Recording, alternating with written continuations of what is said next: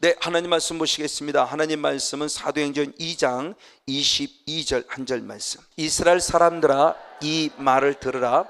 너희도 아는 바에 하나님께서 나사렛 예수로 큰 권능과 기사와 표적을 너희 가운데서 베푸사 너희 앞에서 그를 증거하셨느니라. 아멘. 오늘은 그리스도의 증인이라는 제목을 가지고 잠시 한번 하나님 말씀을 나눠보기를 원합니다. 마태복음 4장 1절로부터 11절, 누가복음 4장 1절로부터 3절까지의 말씀을 통해서 사건을 보지 말고 그 사건을 주신 메시지가 무엇인가를 보자고 하는 말씀을 지금 계속 드립니다. 그러면서 그 사건을 통해서 하나님이 우리에게 주시는 첫 번째 메시지는 뭐냐? 우리가 살고 있는 이 육의 세계가 사실은 영적 세계이다. 그래서 영적 세계가 무엇임을 알기를 원하느냐? 실제임을 알기를 원해서 친히 성령을 입고 오셨고 마귀의 존재에 시험을 받으시는 사건을 보여주었다. 그래서 여러분들은 저를 비롯해 빨리 영의 세계가 실제다.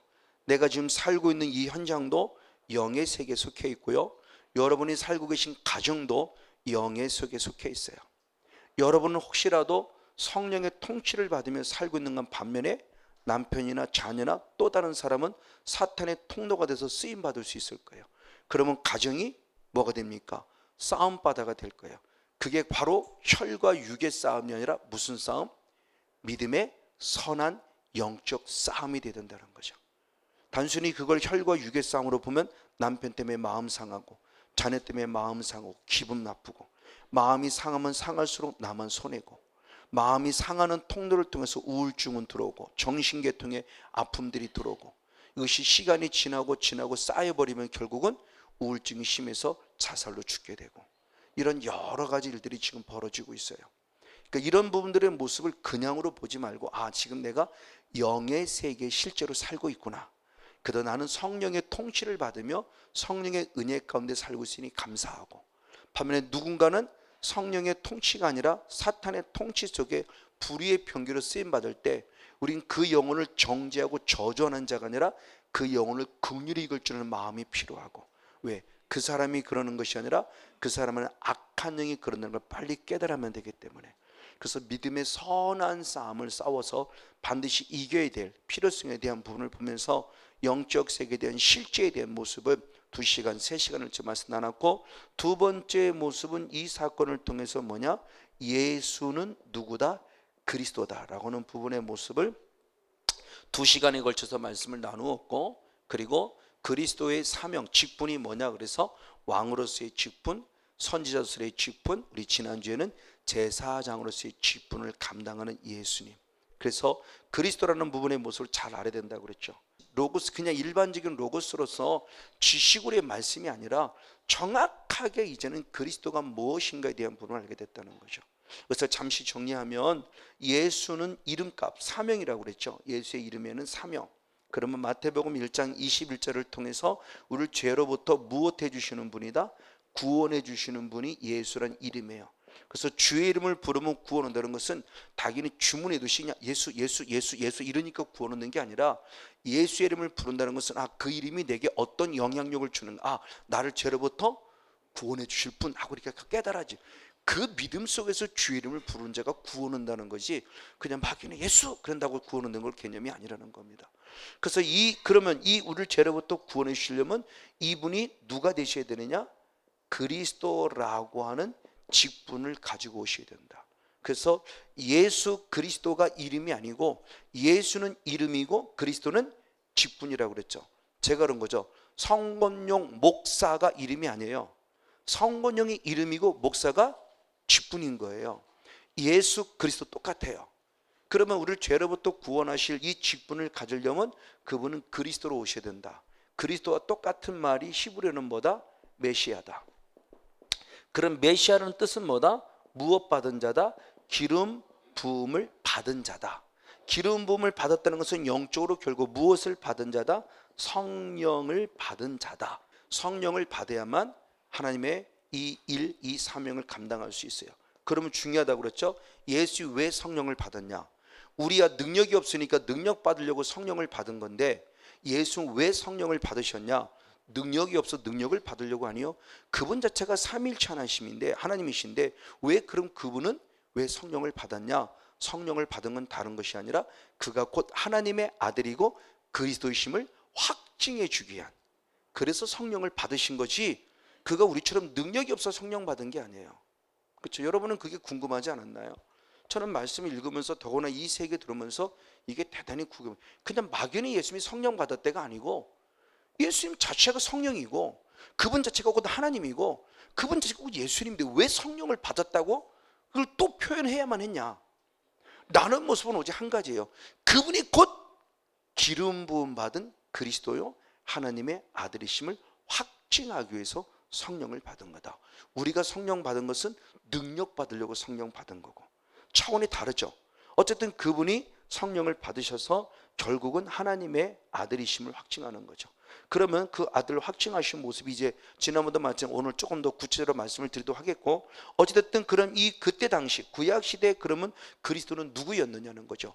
왕이 그리스도였고 선지자가 그리스도였고 제사장이 그리스도였죠. 즉 왕이 기름 부음 받았고 선지자가 기름 부음 받았고 제사장이 기름 부음을 받았다. 이 말을 지금으로 말하면 왕이 되려면 뭘 받아야 한다? 성령 받아야 되고, 선지자가 되려면 무엇을? 성령을 받아야 되고, 제사장이 되려면 무엇을? 성령을 받아야만 됐어요. 근데 그때 당시는 특별히 하나님이 쓰기를 원하는 사람에게만 성령을 부어준 거예요, 구약은. 근데 지금은 요엘 선지자 이후의 말씀에 이 땅에는 이제 모든 사람이 다 무엇을? 성령을 받을 것이다 라고 말하면 이제는 우리 모두에게, 왕에게만 선물을 주는, 성령을 주는 것이 아니라, 선지자에게만 성령을 주시는 것이 아니라, 제사에게만 성령을 주시는 것이 아니라 모두에게 성령을 주셔서 왕으로 쓰기를 원하시고 선자로 쓰기를 원하시고 제사장권을 주셔서 쓰기를 원하신다는 거예요. 그래서 이 그리스도의 개념이 좀 확실히 잡히자. 그러면 그리스도만 그리스도냐? 아니다. 이제 성령의 기름 부음 받은 우리도 똑같은 그리스도인이라는 거죠. 기름 부음 받은 하나님의 사람이라는 거예요. 아멘. 그럼 우리도 똑같이 왕권을 가지고 살아갈 수 있죠. 그래서 예수님이 오셔서 왕으로서 무슨 일을 행하셨느냐? 악한 사탄 마귀 물리치셨고 마귀가 하는 일을 멸하셨고, 선자로 오셔서 하나님 나라의 복음, 회개의 복음을 증거함으로 이 땅에 주님은 의인을 위해 오신 것이 아니라 죄인을 회개케 하여 구원하러 오신 예수님, 선제적 사명을 전하셨고, 마지막 제사장적 사명은 당신이 친히 십자가에서 죽으시면서 완벽하게 우리를 죄로부터 구원하신 사명을 감당하신, 그래서 지난주까지 성령에 대한 부분, 그 예수님이 그리스도로 오셔서 왕으로서 선자로서 제사장으로서 일함에 대한 모습을 나누었습니다. 이제 오늘의 모습은 조금 더 들어가서 미처 다 하지 못한 부분이기 때문에 다음 주, 다다음 주까지 계속 나가는데, 오늘은 그러면 그리스도의 증인이 누구냐는 겁니다. 자, 중요한 모습을 말합니다. 예수가 그리스도임을 누가 증인이 됐냐는 거예요. 그냥 막연히 예수 그리스도가 아니고, 예수 그리스도의 증인이 되라고는 사도행전 1장 8절 말씀이 그냥 그렇게가 아니고, 그럼 과연 성경은 누가 예수님이 그리스도를 확증시켜 줬냐는 거죠. 자, 이 부분의 모습을 조금 더 우리가 성경적인 깊이를 가지고 좀 말씀을 나누면서, 아 그래? 그러면 나도 예수님이 그리스도임에 대한 증인이 되어야 되겠구나 라는 것을 한번 결단해보는 시간을 가져보려고 해요. 가장 먼저는 무엇이 예수님이 그리스도임의 증인이 됐냐? 성경입니다. 성경은 곧 하나님의 말씀이죠. 우리가 읽고 있는 신약과 구약의 이 모든 말씀들이, 성경이 결국은 예수가 그리스도임을 증명해요. 자, 우리가 수없이 말씀을 드렸죠. 우리가 지금 읽고 있는 이 성경은 신약과 구약으로 구별되어 있어요. 근데 예수님이 이때 당시, 지금 이제 예수님이 이때 당시 말씀했을 때는 신약 성경이 있었습니까? 없었습니까? 예수님 당시에는 신약 성경이 있었어요? 없었어요? 없었죠. 그럼 그때 당시 사용한 성경은 무슨 성경이에요? 구약이죠. 그러니까 우리 개념 빨리 깨져야 돼요. 구약은 이상하게 쓸데없는 것처럼, 쓸모없는 것처럼, 율법이라는 잘못된 의식 때문에 아무 필요 없는 것처럼 해야 되고, 기껏 축복 얘기할 때는 신명기 28장 돼가지고 그때는 축복이나 비를 때 한 번 정도 사용하고, 거의 아니요, 예수님 스스로가 다 구약의 성경을 인용했어요. 이사야서를 인용하고요, 미가서를 인용하고요, 예레미야서를 인용하고요, 그 구약의 성경들을 예수님 인용하면서 다 설교하셨어요. 그러니까 이때 당시의 성경은 결국은 구약 성경인데 사도 요한이 지금 그걸 쓴 겁니다. 우리 한번 요한복음 20장 한번 31절을 봅니다. 성경을 쓴 목적을 이렇게 표현했습니다. 같이 한번 읽습니다. 시작. 오직 이것을 기록함은 너희로 예수께서 하나님의 아들 그리스도이심을 믿게 하려 하며 아멘. 또 너희로 믿고 그 이름을 힘입어 생명을 얻게 하려 함이니라 아멘. 사도 요한이 요한복음을 쓰면서 마지막 성경을 쓴 목적을 지금 얘기를 합니다. 성경을 쓴 목적을 얘기할 때 그 성경을 쓴 목적은 뭐냐? 예수께서 누구냐? 하나님의 아들이시고 그리고 이분이 곧 누구이고 그리스도이시다. 그래서 성경을 쓴 목적은 예수님이 하나님의 아들이시다. 그리고 그리스도이시다. 그래서 이 하나님의 아들이 그리스도심을 무엇함으로 믿음으로 말미암아 우리에게 무엇이 있음을 영생이 있음을 알게 하려고 사도 요한이라는 성경을 썼다는 거죠. 그럼 우리가 사도 요한의 성경을 읽을 때 예수님이 행하신 일에 대한 사건도 중요하지만 그 일을 통해서 빨리 우리는 그분을 누구로 알아야 된다? 아, 이분이 살아계신 하나님의 아들이었구나. 그리고 그들이 행한 일을 통해서 아, 이분이 이미 구약 성경에 기록되어 있던 우리가 기다리거든 누구? 메시아. 기름 부음 받은 그 누구이구나? 그리스도였구나. 이분을 내가 믿음으로 말미암아 내게 무엇이 있음을 영생. 이게 진정한 구원이면. 그래서 사도 요한은 성경을 쓴 목적으로 확실하게 기록한 거예요. 그러니까 가장 먼저 예수님이 그리스도임을 증명하면서 무엇이 증명하냐? 이 성경이 증명하고 있다는 거예요. 그러면 여기서 지금 얘기하는 여기 이 성경을 쓴 목적은 지금 신약이겠죠. 그런데 또한 이스라엘 백성인데 이런 고백 참 그들 가운데 이런 고백을 합니다. 뭐라고 고백하느냐? 요한복음 12장 34절의 말씀을 봅니다. 요한복음 12장 34절 같이 읽습니다. 시작. 이에 무리가 대답하되 우리는 율법에서 그리스도가 영원히 계신다함을 들었거늘 아멘. 너는 어찌하여 인자가 들려야 하리냐 하느냐? 이 인자는 누구냐? 아멘.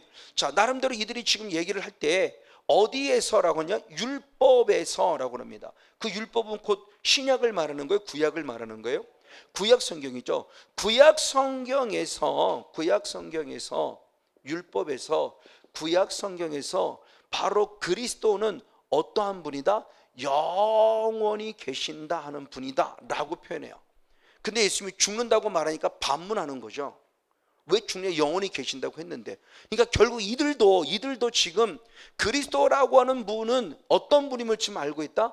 영원히 계신 분임을 알고 있다. 무엇을 통해서? 이미 구약 성경을 통해서 율법을 통해서 이미 그분들은 그리스도는 영원히 계신다는 부분의 모습을 알아요. 그러면 이들이 인용한 이 그리스도가 영원히 계신다라고 하는 이 말씀은 결국 뭐냐? 시편 110편 한번 4절 말씀을 봅니다. 시편 110편 4절 말씀. 여호와는 맹세하고 변치 아니하시니라 아멘. 이르시기를 너는 멜기세덱의 반차를 쫓아 영원한 제사장을 하셨느니라 아멘. 자, 시편 기자가 메시아에 대한 부분의 모습을 지은 예언함 속에서 멜기세덱이라고 하는 단어를 사용하며 멜기세덱의 반차를 쫓는 그 그리스도, 멜기세덱 반차를 그 메시아, 그 메시아가 오는데 그 메시아는 어떠한 분이다 할 때 영원히 계시는 분이라고 하는 예언의 말씀을 인용해서 지금 그들이 지금 얘기하는 거예요. 우리가 알고 있는 그리스도는 영원하다. 그 영원하다라고 본인들이 고백하게 된 성경 근거가 뭐냐고 할 때 여러 주석을 찾아보면 다 시편 110편 4절 말씀을 인용했다라고 표현해요. 그런 시편 110편 이 4편 이 4절의 이 말씀을 그대로 또 인용한 자가 누구냐? 시브리서 기자예요. 시브리서 6장 20절 말씀을 봅니다. 그러면 시브리서 기자는 이 멜기세덱의 반차를 쫓는 누구라고 얘기를 했는가? 같이 한번 읽습니다. 그리로 앞서가신 예수께서 멜기세덱의 반차를 쫓아 영원히 대제사장이 되어 우리를 위하여 무엇하느니라? 들어가셨느니라. 아멘. 자, 십자가의 길, 성막으로 들어가시는 십자가의 길로 가는 예수님, 그 예수님이 누구셨느냐? 멜기세덱의 반차를 쫓아 영원히 계신 그분이 들어가셨다. 그럼 그분이 누구냐라는 설명이 그리로 앞서가신 누구라고 표현했어요? 예수. 결국 예수가 누구임을 증명하는 거예요? 그리스도. 그 성경을 우리가 조금만 더 조금만 더 구체적으로, 조금만 더 우리가 단순하지만 심플하지만 깊이 있게 보면은 정말 말씀만큼 완벽한 게 없어요. 앞뒤가 딱딱 맞아 떨어지니까. 저는 이런 말씀들이 이렇게 발견되고 이렇게 됐을 때 마음에 벅찬 환희를 느껴요. 와, 기가 막히구나. 그래서 말씀이 이루어진다는 거구나. 그래서 말씀을 절대 거짓될 수 없는 완벽한 1.1획으로 이루어지지 않음이 없는 완벽한 말씀이라 하는 거구나라는 것을 감회한 것을 느끼고, 말씀 앞에 경외감을 느끼고, 말씀 앞에 정말 겸손히 무릎 꿇음을 느껴요. 그러니까 정말 이제는 말씀 앞에 그래서 또 묵상하고 또 묵상하고 또 묵상하고, 한 번 읽고 두 번 읽고 10번 읽고 20번 읽고 또 읽어보고, 또 주님의 뜻이 무엇인가를 또 발견해 보려고 하고, 단순히 지식의 말씀이 아니고 사건의 말씀이 아니고, 이제 그런 설교할 때는 제가 젊었을 때나 이런 일이 있었습니다 라고 얘기하는 거고, 이제는 제 나이 60이 됐는데, 이제 목회를 벌써 몇 년이 됐는데 아직도 무슨 사건 갖고 얘기할 수는 없잖아요. 그 사건이 주는 메시지를 전해야 정말 하나님의 사람으로서 선지자적인 삶을 살아가는 자가 아니겠는가라는 생각이 들어서 더 많이 고민하고 더 많이 말씀에 묵상하는 거예요. 어쨌든 보십시오. 지금 성경이 예수님을 그리스도로 증명함 속에서 신약만이 아니요 구약을 통해서 그 구약의 모습을 히브리서가 제가 정확하게 얘기하며, 그분이 곧 누구냐? 우리가 믿고 있는 예수다라고 말하며 예수님이 그리스도이심에 대한 부분을 성경을 통해서 정확하게 지금 증명해 주고 있다고 지금 말하고 있는 겁니다. 바울 역시도 마찬가지고요, 아볼로 역시도 마찬가지고요. 우리 사도행 17장 3절부터 보겠습니다. 바울은 어떻게 예수님을 증명했는가? 사도행 17장 3절 2절 3절부터 2절부터 바울이 자기의 규례대로 저희에게로 들어가서 새 안식일에 성경을 가지고 강론하며 아멘, 뜻을 풀어 그리스도가 해를 받고 죽은 자 가운데 다시 살아야 할 것을 증명하고 아멘, 이르되 내가 너희에게 주는 이 예수가 곧 누구다? 그리스도라고 증명하더라는 거예요. 자, 성경을 통해서 강론합니다. 성경을 통해서. 그러면 사도 바울이 사용한 저 성경은 어떤 성경이에요? 구약 성경이죠. 저때 사용한 단어 사용은 구약 성경을 지금 푸는 거예요. 구약 성경을 강론하며 구약 성경을 풀어서 얘기할 때 바로 죽은 자 가운데 다시 살 그 사람이 누구냐? 바로 예수다. 그분이 누구냐? 그리스도다. 그래서 그리스도가 해를 받고 죽은 자 가운데 다시 살아난다고 말하며, 그리스도라는 단어를 통해서 예수가 그리스도이고 우리가 기도하는 바로 메시아가 그분이 바로 예수임에 대한 부분을 무엇을 통해 말한다? 성경을 통해 말했다는 거예요. 그리고 사도행전 18장 5절도 한번 더 가봅니다. 사도행전 18장 5절 같이 있습니다. 시작. 실라와 디모데가 마게도냐로서 내려오매 바울이 하나님 말씀에 붙잡혀 유대인들에게 예수는 그리스도라고 밝히 증거하더라. 아멘. 바울이 무엇에 붙잡혀서? 하나님의 말씀. 그럼 저때 당시 붙잡힌 하나님의 말씀이 결국 뭐예요? 구약 성경이 완전히 사로잡혀 그 구약 성경을 통해서 예수를 누구라고 밝히 증거했다? 그리스도라고 밝히 증거했다. 또한 아볼로라는 목사님도 계셨습니다. 아볼로라는 목사님 역시도 사도행 18장 25절과 28절에 두 절 말씀을 비교해서 보겠습니다. 그가 일찍 주의 도를 배워 열심으로 예수에 관한 것을 자세히 말하며 가르치나 요한의 세례만 알 따름이라. 이는 성경으로서 예수를 그리스도라고 증거하여 공중 앞에서 유력하게 유대인의 말을 이기밀러라. 아멘. 제가 솔직히 고백했죠. 이은 있기 전까지는 목사임에도 불구하고 저 25절과 28절의 차이점을 별로 몰랐어요. 주석을 살펴봐도 별로 구체적으로 이렇게 정말 제 마음에 이거야 딱 붙잡을 만큼 설명되어 있지 않아요. 여러 주석을 봤지만 저는 저 차이를 몰랐어요. 이제는 확실히 알죠. 예수에 관해 자세히 말한 거나 예수를 그리스도라고 말한 거나 뭔 차이야? 왜? 그리스도의 개념이 안 잡히니까 차이를 모르는 거예요. 이게 목사였어요. 그러니까 얼마나 어리석었냐고요. 나름대로 그 전에 저도요, 그 전에도 말씀 중심의 목회를 해온다고 철저히 말씀 가르쳤고 철저히 성경 공부했고요. 그때는 설교도 이렇게 성경 찾아가면서 이렇게 성경 했었어요. 그런데도 제가 제 말에 대한 차이점을 못 찾는 거예요. 근데 이 은혜를 잊고 영의 세가 열려지고 나니까 저게 확실히 다른 게 이제 보여지는 겁니다. 그리고 예수에 관해 열심히 말했지만 저 때는 성령이 없는 예수님이에요. 그냥 열심히. 왜? 세례 요한의 세례만 알다는 것은 세례 요한을 통해서 들은 정도의 얘기. 그러니까 세례 요한도 쉽게 말하면 배운 예수를 증거한 거죠. 쉽게 말하면 배운 예수예요. 세례 요한이 경험한 예수만큼 세례 요한이 배운 것만큼에 대한 예수예요. 그럼 지금도 마찬가지겠죠. 성건영 목사가 경험하고 체험하고 체득한 만큼의 예수가 증거될 거예요. 그럼 여러분들은 성건영 목사를 받은 말씀을 여러분이 받은 예수님을 증거된다는 거죠. 그래서 여러분의 레마가 돼야 된다는 거예요. 성건영 목사의 레마로 끝나면 안 되고, 레마의 말씀이 선포될 때 어떤 분은 로고스로 오는 분도 있을 것이지만 어떤 분은 레마로 딱 잡히는 분도 있을 것이고, 그런 레마로 잡은 딱 그 말씀을 붙잡고 여러분화 되어진 여러분의 말씀을 증거할 때 여러분이 살고 그 말씀을 들은 성도가 산다는 거죠. 로고스로 전하면 계속 로고스밖에 안 돼요. 그러면 성도들이 말할 때 우리 목사님이 그래서, 우리 목사님이 그러는데, 우리가 툭 하면 루터 얘기하고 쿡 하면 칼빈이 이랬다고 말하는 것처럼 칼빈이 그랬다고 얘기밖에 안 돼요. 칼빈이 그랬다는 얘기 자체가 잘못된 건 아니지만 내가 경험되고 체험되고 나를 통해서 이루어진 말씀을 당당하게 증거한다면 성도들이 바라보는 게 다를 거예요. 맨날 남 얘기잖아요. 누구는 그랬대요. 누구는 그랬대요. 누구는 11주로 복 받았대. 여러분도 복 받으세요. 그건 그 사람이 받은 거지. 목사님이 받아서 목사님이 받은 은혜를 당당히 전하면 나도 우리 목사님처럼이 될 텐데. 그 부분의 모습이에요. 그걸 누가 들었냐? 브리스길라와 아굴라가 들은 거죠. 그들은 평신도입니다. 사도 바울에게. 그래서 아볼로 목사님을 조용히 모시고, 목사님 죄송하지만 평신도인 제가 조금 더 말씀을 가르쳐도 되겠습니까? 라고 여쭙는 거예요. 그랬더니 아볼로가 된 거예요. 가르쳐 주세요. 그래서 브리스길라와 아굴라가 사도 바울을 통해서 배운 예수를, 그리스도라는 사실을 성경을 통해서 알려준 거예요.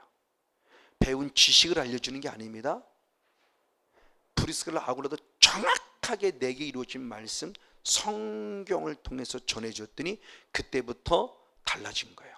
이는 성경으로서 예수를 누구라고 그리스도하고 증거하기 시작하면서부터 공중 앞에서 유력하게 유대인의 말을 이기더라. 할렐루야.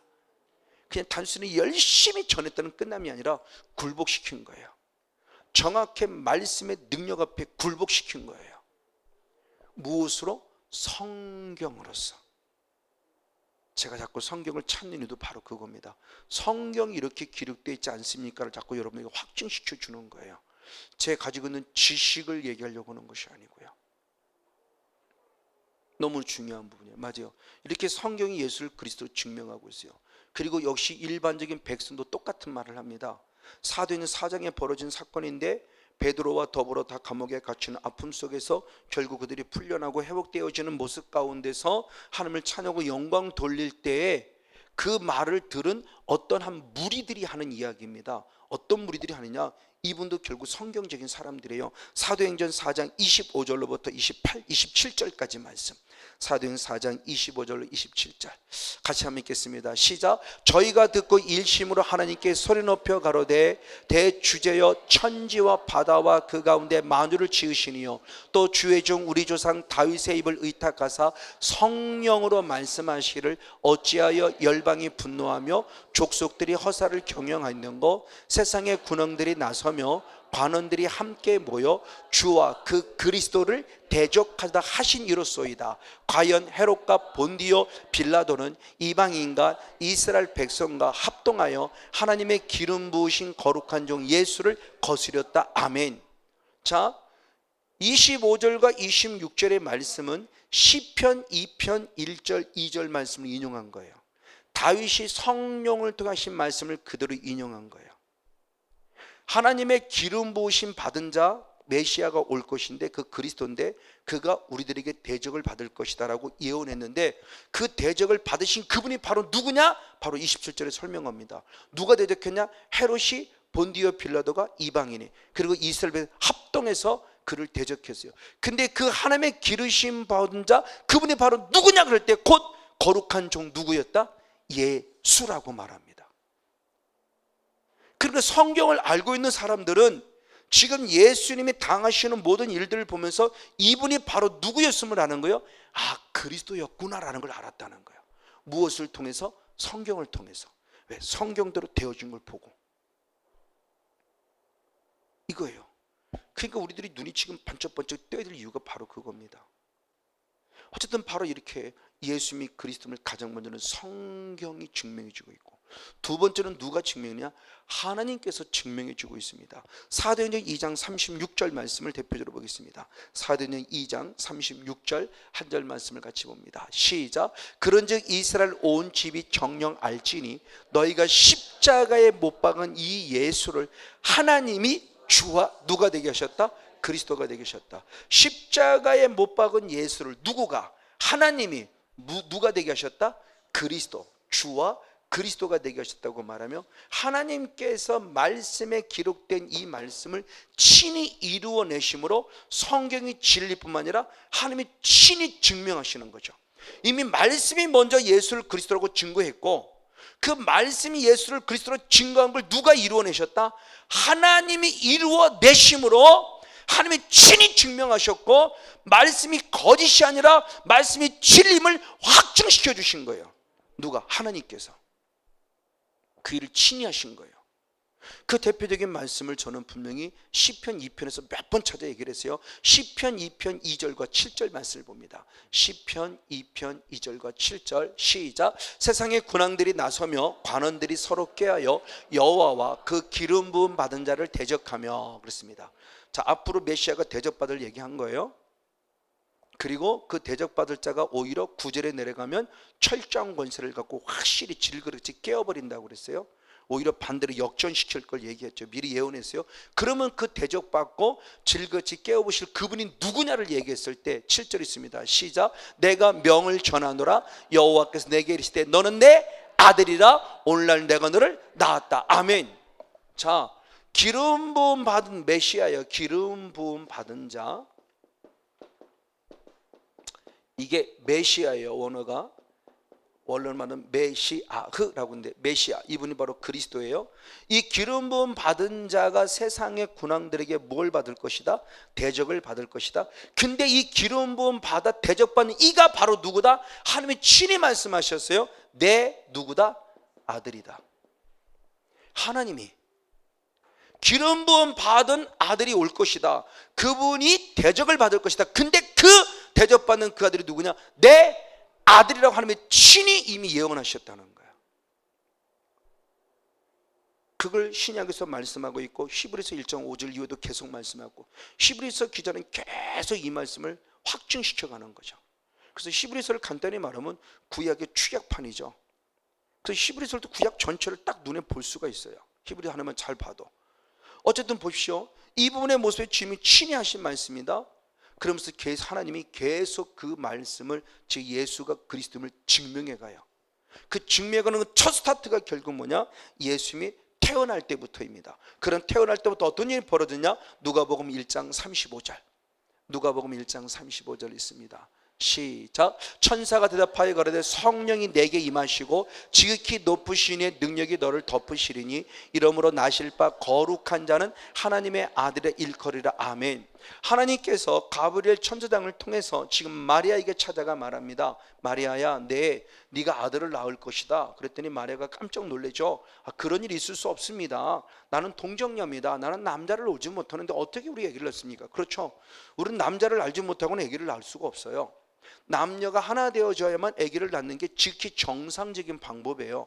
그러니까 마리아서는 깜짝 놀랄 일이고, 그때 당시에 남자를 알지 못하는데 불구하고 아기를 낳았다? 그래서는 현장에서 돌에 맞아 죽어야 돼요.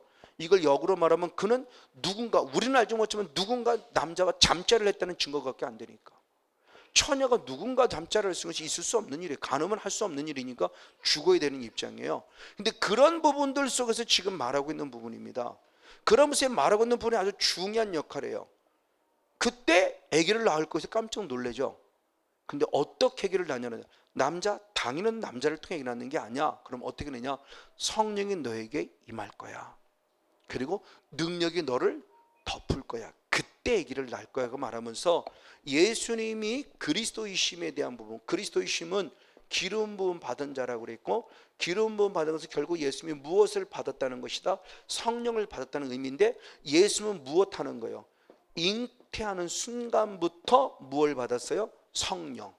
그래서 드디어 아기를 낳는데, 그때 주님이 마지막 하시는 말, 그가 바로 누구다? 하나님의 누구라고 지금 표현합니까? 선포합니까?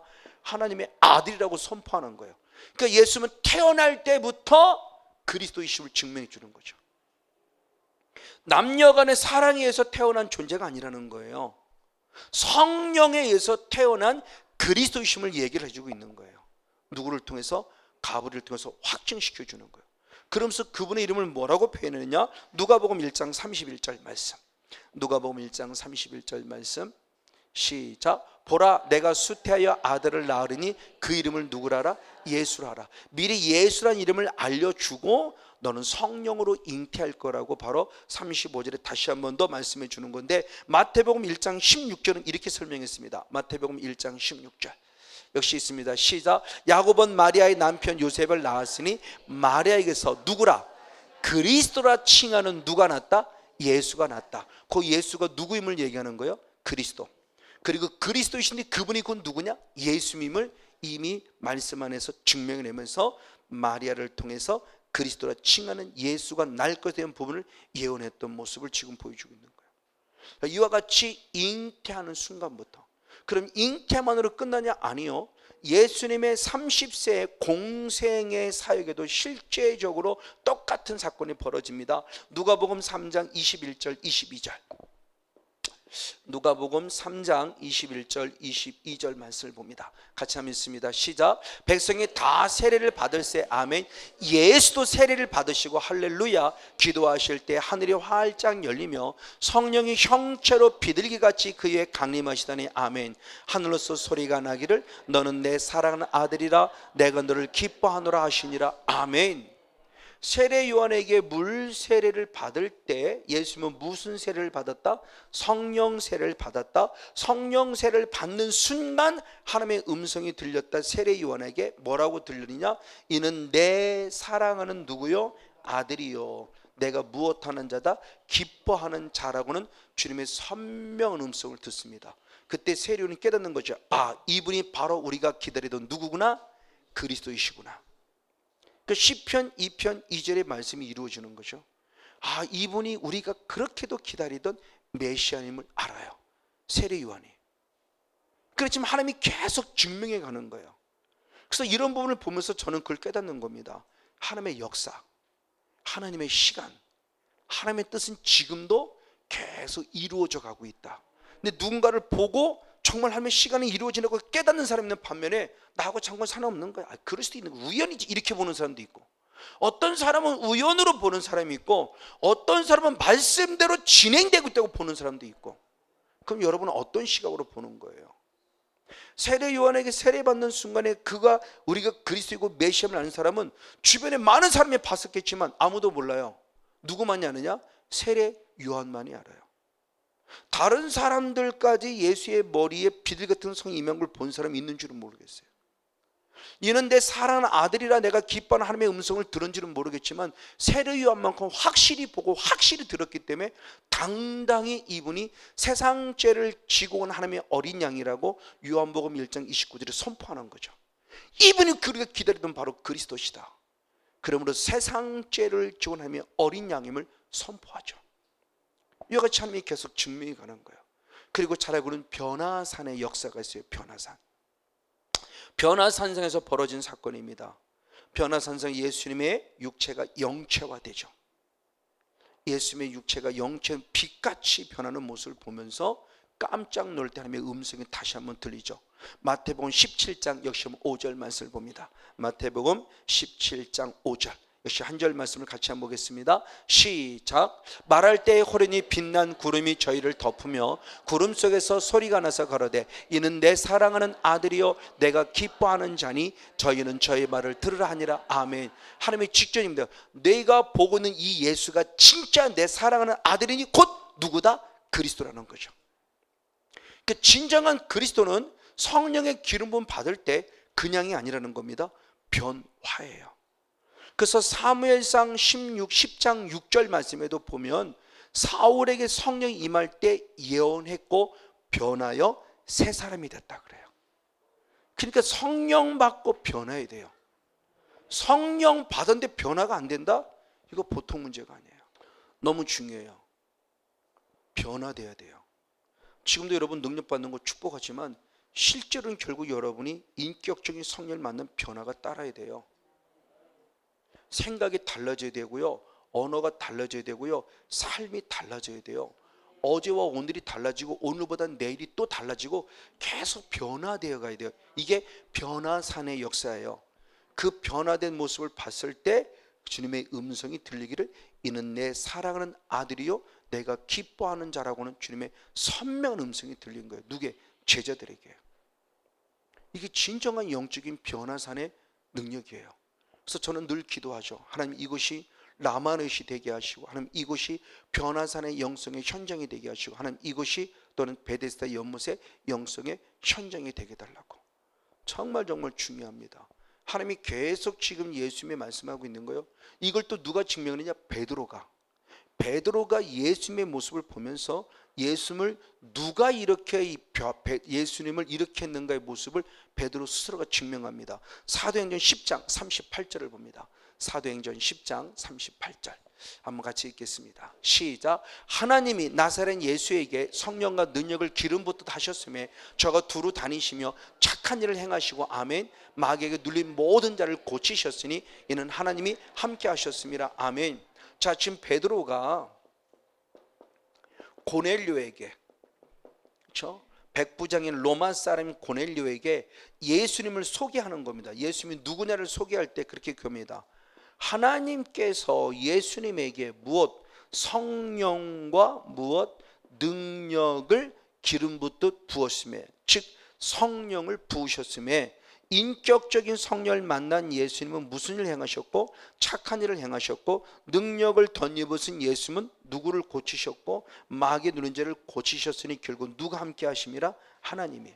자, 베드로가 설명하지만 베드로가 예수님을 설명할 때 내가라는 것이 아니라 누가? 하나님이 예수님이 이렇게 해주셨던 예수님을 설명하는 거예요. 결국 하나님이 예수님에게 무엇을 부으셨다? 성령과 능력을 기름 붓듯 부어주셨다.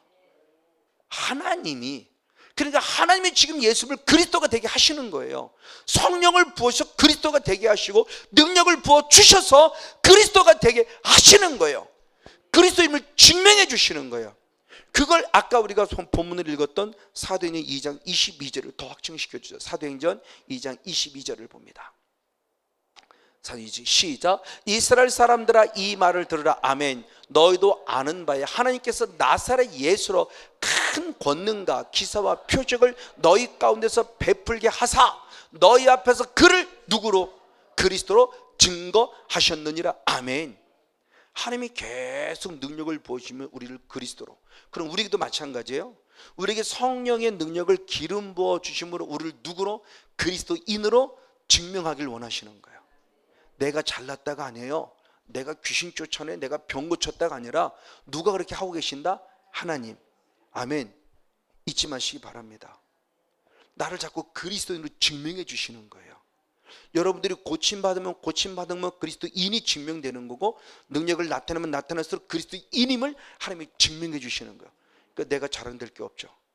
이걸 역으로 말하면 하나님이 나를 쓰지 않으면 나는 진정한 그리스도인다운 삶을 살아갈 수가 없다는 거예요. 그분이 계속 내게 기름을 부어주셔야만 내가 그리스도인다운 삶을 살아갈 수가 있는 거예요.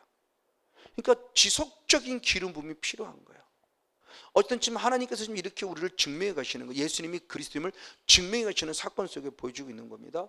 이렇게 왕으로서의 사명뿐만 아니라 선지적 사명을 통해서 예수님을 그리스도로 증명하죠. 이미 배웠지만 마가복음 1장 14절 15절을 봅니다. 예수님은 그런 선지자적 사명을 어떻게 하셨는가? 마가복음 1장 14절 15절 시작. 요한이 잡힌 후 예수께서 갈릴리에 오셔서 하나님의 복음을 전파하며 아멘 가라사대 때가 찼고 하나님 나라가 가까웠으니 무엇하고 회개하고 복음을 믿으라 하시더라며 참된 복음을 증거함을 통해서 예수님 스스로가 그리스도를 증명해 주신 거고, 제사장적 사명도 역시 마찬가지. 아까도 조금 전에 읽었지만 제사장 사명 가운데서 사도행전 2장 3장 18절 말씀을 사도행전 3장 18절 사도행전 3장 18절 시작. 그러나 하나님이 모든 선지자의 입을 의탁하사 자기의 그리스도가 해 받을 것을 미리 알게 하신 것을 이와 같이 이루셨느니라. 아멘. 그리스도가 해 받으실 것에 대한 부분의 모습. 그리스도가 해 받는 것은 결국 뭐냐? 제사장적 사명을 감당할 부분의 모습을 미리 상기시켜 주는 거예요. 그걸 확증시켜 준 게 마태복음 16장 21절부터였죠. 16장 16절에 주는 그리스도시요 살아계신 하나님의 아들입니다 선포가 있자마자 바요나 시몬을 축복한 이유, 이때로부터라고 합니다. 이때로부터 비로소라고 말하며 당신이 바로 고난을 받고 3일 만에 다시 살아날 것을 비로소 가르치시니라. 즉 제사장적 사명은 마지막 3년 하반기에 마지막 6월절을 앞두고서야 제사장적 사명을 드러내세요. 처음부터 예수님이 오셔서 제사장적 사명을 드러내지 않아요. 그러니까 베드로가 반대하죠. 얼마나 황당무계해요. 지금껏 왕으로 오셔서 멋진 일을 해내니까 다 예수님 따르죠. 그 덕분에 나까지 인기도 올라갔는데, 그 덕분에 나까지 베드로 선생님하고 하면 내한테 뭐도 들어오고 말이야. 저도 가면 그러잖아요. 목사님 왜요? 그러면 이종선 목사님한테 말씀 뭐라고요? 나도 공개 사익 좀 해달라고. 저한테 부탁하면 제가 들을 수 있나요? 근데 그분은 부족하지만 저를 볼 때 아마 저라는 사람한테 얘기하면 그 말이 들어갈 수 있을까 싶지 않아서 아마 얘기하겠지만 저는 그런 능력 없어요. 저한테 부탁해봐야 아무 소용없어요. 그분은 성령의 감동을 받고 하시는 건데. 그러니까 저도 이게 말하면 이종선 목사님 덕분에 그나마 제가 성곤용 목사라는 사람이 있게 된 거죠.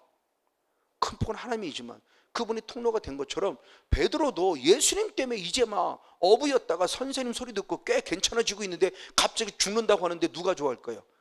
이제서야 인기 좀 막 끌어가려고 하는데, 무슨 말씀에 예수님이 왜 갑자기 죽는다고 해요? 더 살아계셔야 내가 좀 인기 좀 얻고 내가 더 능력도 나타나고 할 텐데 이제 죽는다고 하면 그러니까 반대할 수밖에 없는 거예요. 그게. 근데 그게 결국 누가 한 거다? 그가 한 것이 아니라 그 안에 누가? 사탄이 한 짓이었다는 거죠. 그러니까 이런 모습들이에요. 그러니까 이런 모습들을 보면서 하나님이 기가 막히게 이루어 가시는 모습을 보는데, 어쨌든 제사장적 사명을 통해서 이 하나님께서 직접 예수님을 그리스도이심을 증명해가는 과정의 모습을 지금 보여주고 있는 겁니다. 맞습니다. 자, 그런데 제사장적 사명을 지난번에 또 말씀드렸지만 우리는 성경적으로 볼 때 제사장의 사명을 단순히 죽음으로만 끝내서는 안 된다는 말을 수없이 말씀을 드렸어요. 예수님의 제사장적 사명을 감당하신 마지막 제사장적 사명의 첫 스타트는 죽음이죠. 결국 십자가입니다. 근데 예수님이 십자가로 끝나지 않습니다. 다시 3일 만에 무엇 해야 돼요? 살아나셔야 돼요. 이게 뭐예요? 부활이죠. 부활하셔야 돼요.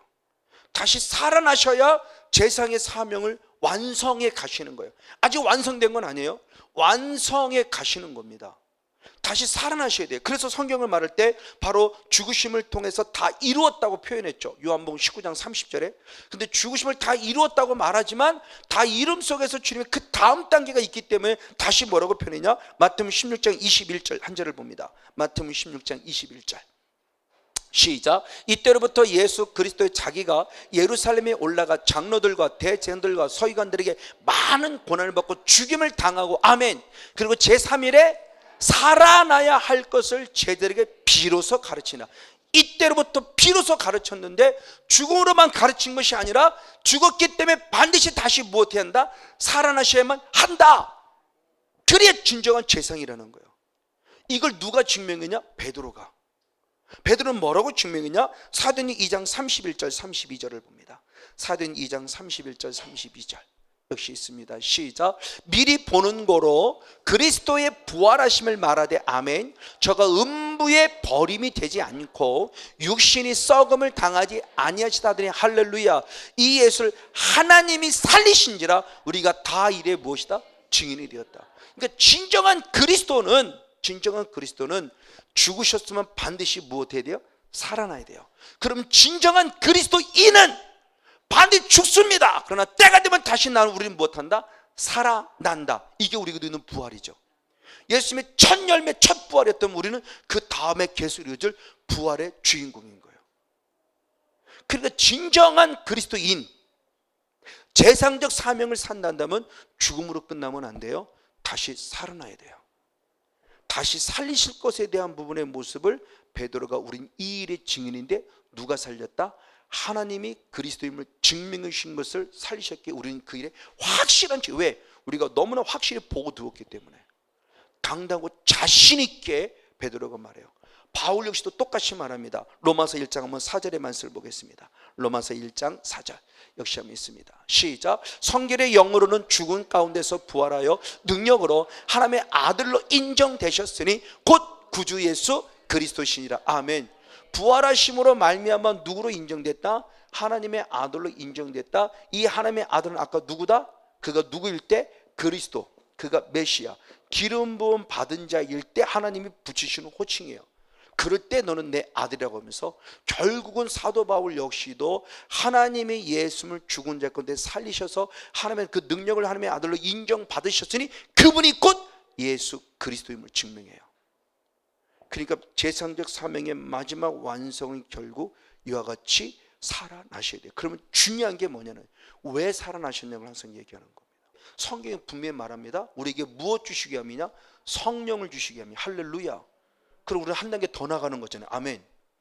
부활의 신앙만 가지고도 확실히 뭐 엄청난 역사가 나타난다면 우리는 부활의 신앙으로 끝납니다. 그럼 그분이 왜 부활하셨냐? 우리에게 성령 주시려고. 그래서 요한복음 16장 7절에 분명히 말씀한 거죠. 자, 요한복음 16장 7절의 말씀을 봅니다. 요한복음 16장 7절 한 절 말씀을 붙입니다. 시작. 그러하나 내가 너에게 실상을 말하노니 내가 떠나가는 것이 너에게 유익이라. 아멘. 내가 떠나가지 아니하면 보혜사가 너에게로 오시지 아니할 것이요 떠나가면 내가 그를 너에게로 보내리라. 아멘. 자, 떠나간다는 건 뭐냐? 죽으셨어요. 3일 만에 부활하셨어요. 아직까지는 육체의 모습으로 보여. 그분이 무엇한다? 승천하시는 거죠. 하나님의 보좌 우편으로 완전히 승천하셔 내 눈에 보이지 않을 때 그때 내게 유익이 온다. 어떤 유익이 오느냐? 그분이 내게 누굴 보내신다? 성령을 보내주신다. 아멘. 성령을 보내주시기 위해 그분이 바로 하나님 품 안에 부활의 승천의 모습까지 이루신 거예요. 이래야 완벽한 재상의 사명을 감당하신 거예요. 즉 재상 사명은 십자가로 죽음이라 무엇까지 보내주시는 것까지 성령까지 보내주시는 것이 결국 재상적 사명이에요. 그 우리도 똑같은 통로가 돼야 되죠. 그러면 우리가 가만히 있는데 성령이 임했냐? 아니요. 성경에 보니까 안수하니 성령을 받는 걸 보는 거잖아요. 그럼 누가 안수합니까? 베드로와 야고보와 제자들이 가서 안수할 때 성령 있는 걸 보고 시몬이 돈 주려고 사잖아요. 돈 주고 살려고 그러잖아요. 맞아요. 그럼 재상적 사명 우리도 누군가에게.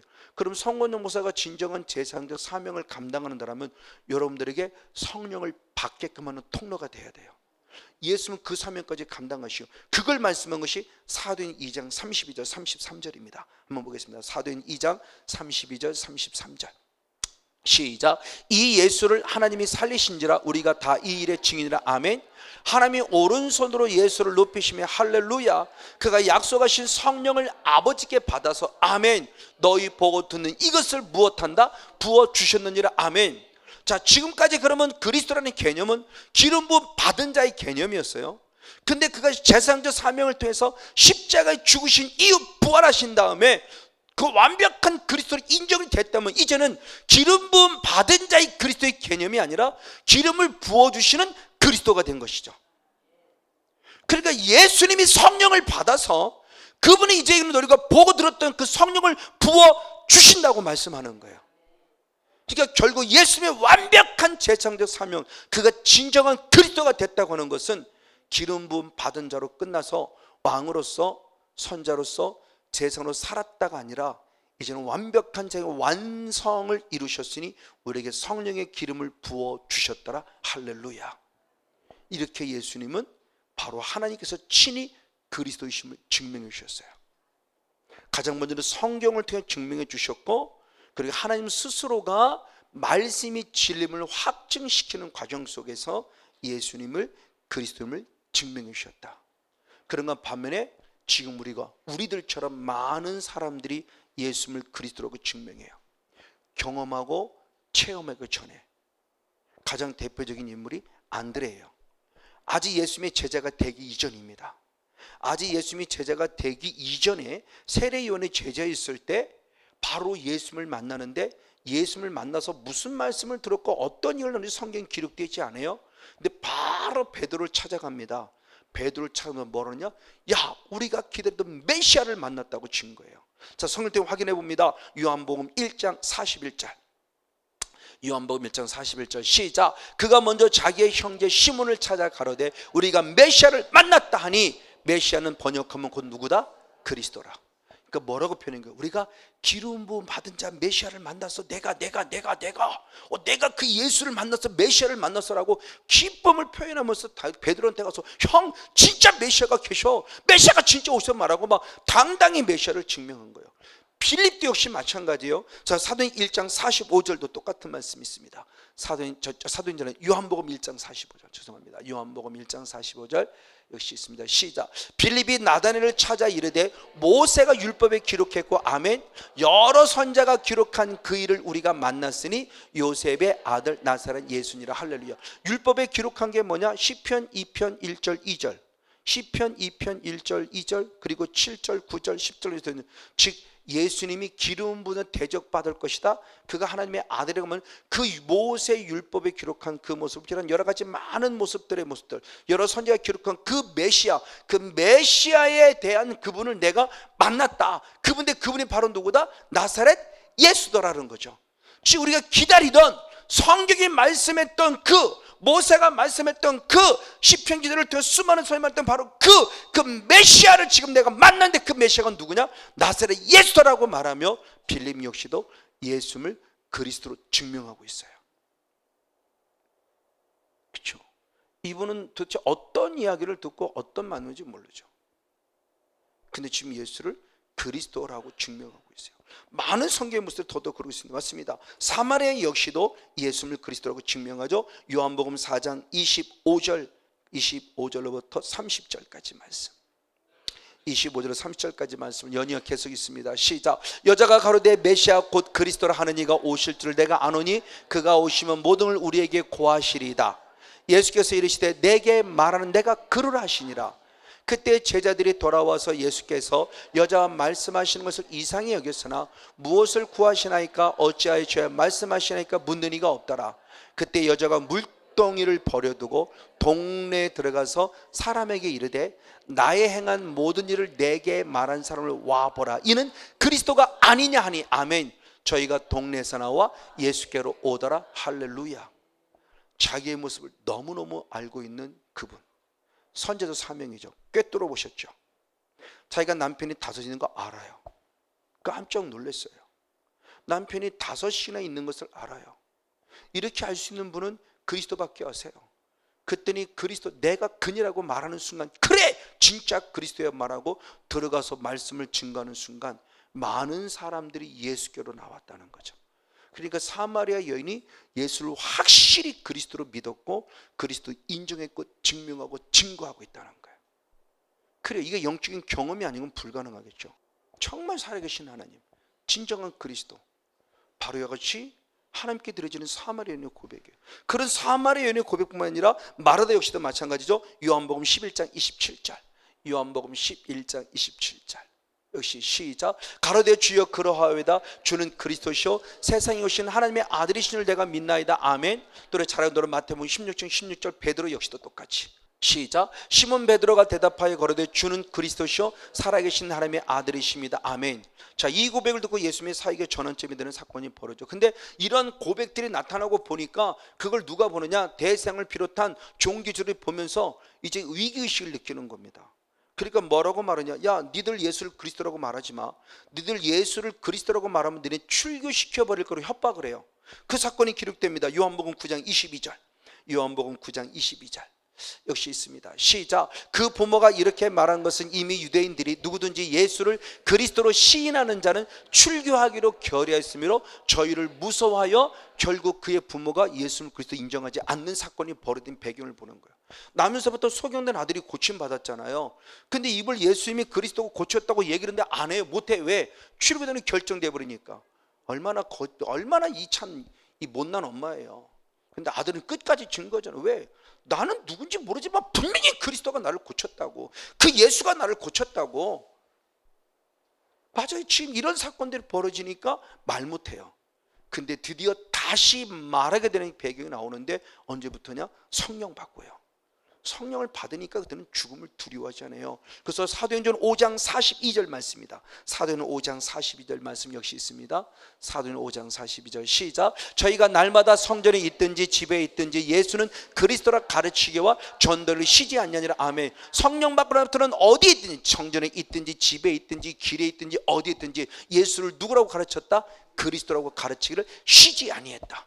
예수가 누구다? 그리스도다. 이걸 조금 더 잘 설명한 자가 누구냐? 집사님이에요. 빌립 집사님.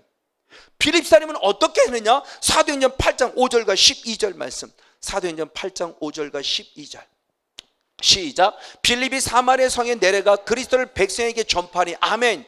빌립이 하나님 나라와 및 예수 그리스도의 이름에 관하여 전도함을 저희가 듣고 남녀가 다 세례를 받았다. 아멘. 저 예수 그리스도의 이름에 관하여 전도함을 들었다는 게 저 과정의 모습을 보면 저처럼 이렇게 설명하지 않았을까 싶어요.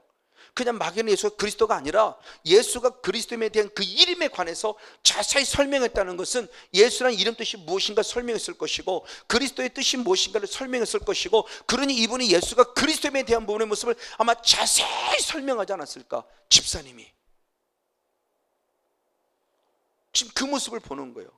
성령 받으니까 겁나는 게 없는 겁니다. 이제 제게도 마찬가지예요. 성령을 받고 나니까, 능력 있는 성령이 아니라 인격적인 성령을 만나고 나니까, 구원에 확실히 생각하고 나니까 병 두렵지 않아요.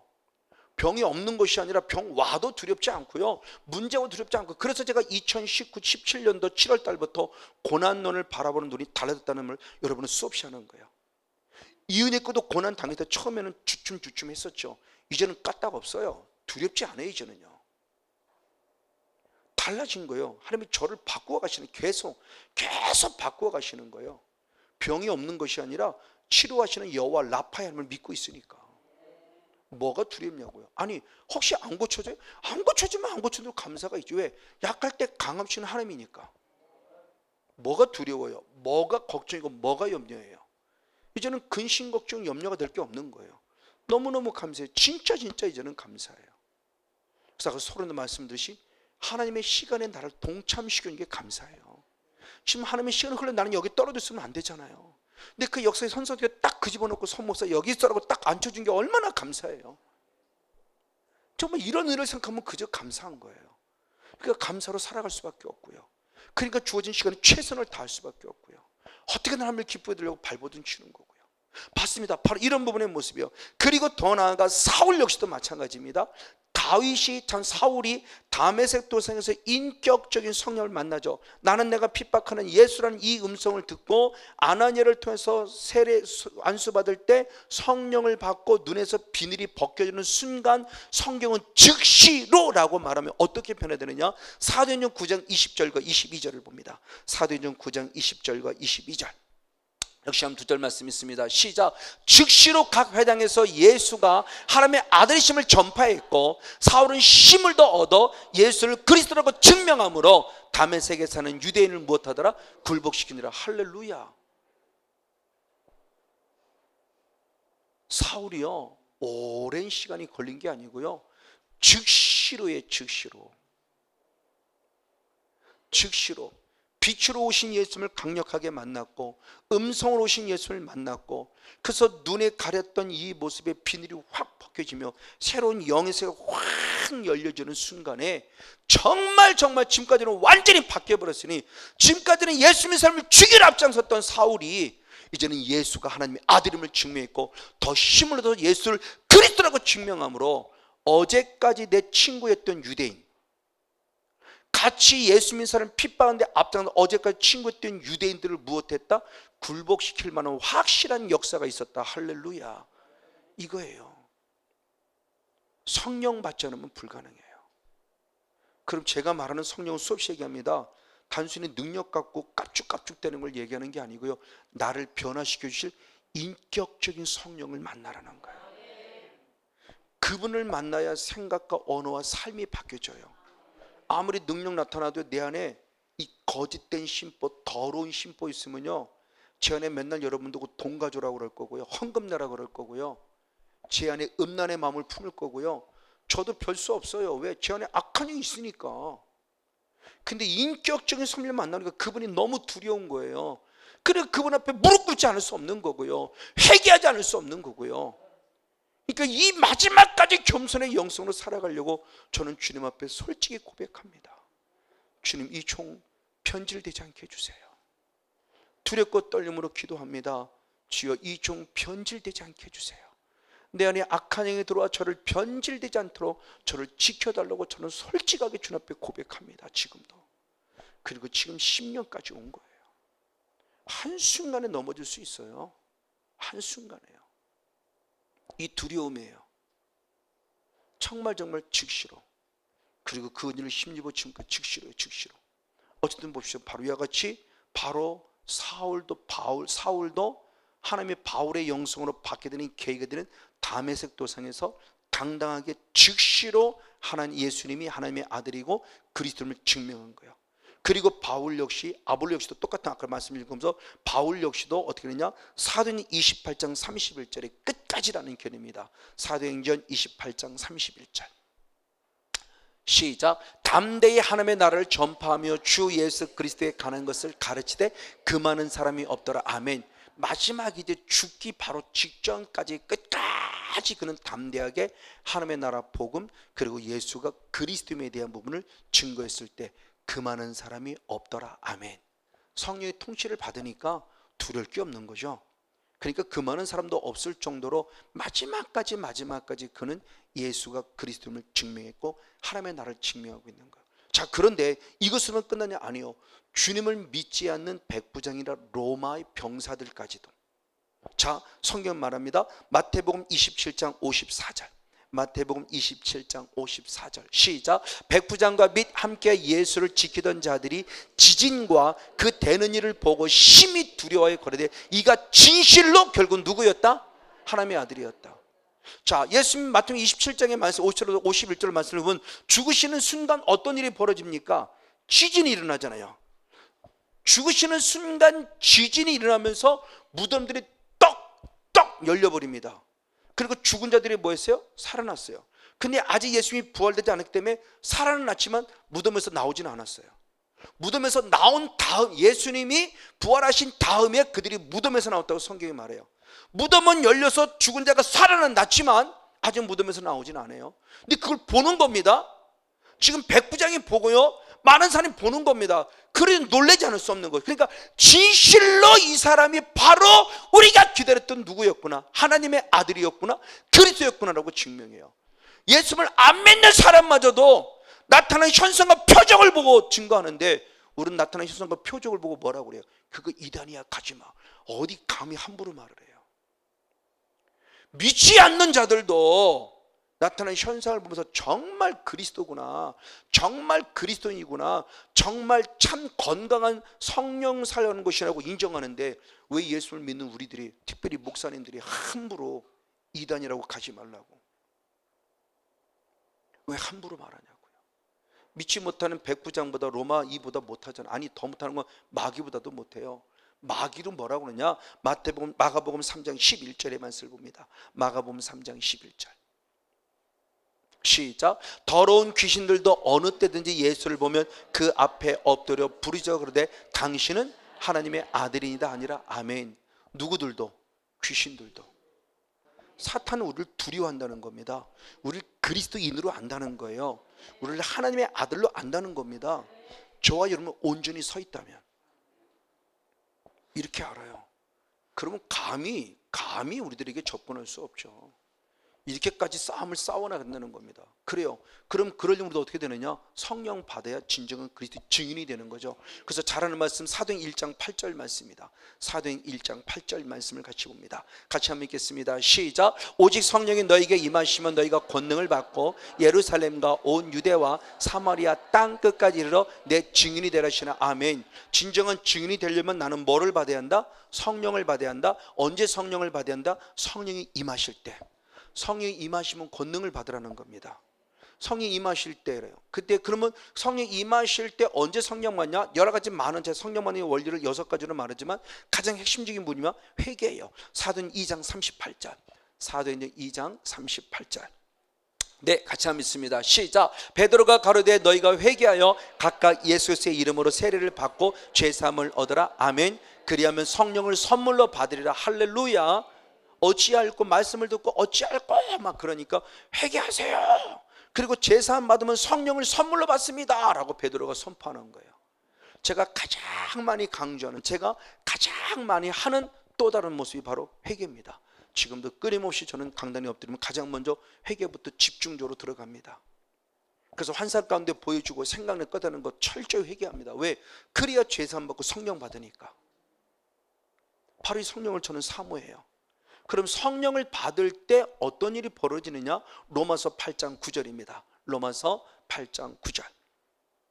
로마서 8장 9절 한 절 말씀을 같이 한번 읽습니다. 시작. 만일 너희 속에 하나님의 영이 거하시면 너희가 육신에 있지 아니하고 아멘. 영에 있나니 누구든지 그리스도의 영이 없으면 그리스도의 사람이 아니라. 할렐루야.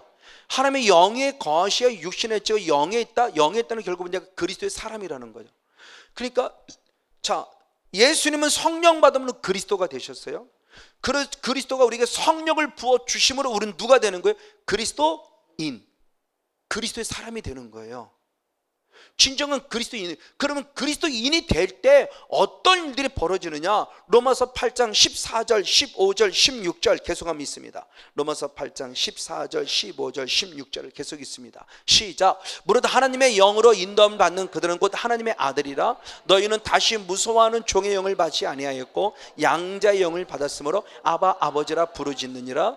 성령이 친히 우리 영으로 더불어 우리가 하나님의 자녀인 것을 증거하느니라. 아멘. 성령을 받아야 하나님의 아들인데, 하나님의 아들이 될 때 하나님을 누구라고 부르짖고 아바 아버지라 부르게 되고, 아바 아버지라 부를 때 성령은 나를 누구로 증거해준다? 하나님의 자녀로 증거해준다. 아멘. 그러니까 인격적인 성령을 만나면 구원의 확신이 생겨요. 그리고 감히 하나님을 아바 아버지라 부를 수 있는 영광을 자를 주고요, 하나님을 아바 아버지라 부를 때 주님도 저희들을 그래 너는 내 아들이라고 증거해 주신다는 거예요. 얼마나 감사해요. 이래도 성령을 안 받아요?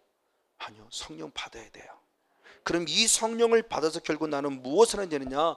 결국 마지막까지 예수를 증거해야 되는데, 사도행전 20장 21절 마지막 결론입니다. 사도행 20장 21절 시작. 유대인과 헬라인들에게 하나님께 대한 회개와 우리 주 예수 그리스도에 대한 믿음을 증거한 것이라. 할렐루야. 아멘. 그럼 우리는 무엇을 증거하는 자거든요? 가장 먼저는 하나님께 대한 무엇? 회개. 그리고 무엇? 주 예수 그리스도에 대한 믿음. 회개의 복음을 증거하는 자, 그리고 참 예수를 그리스도라고 증거하는 증인되는 자.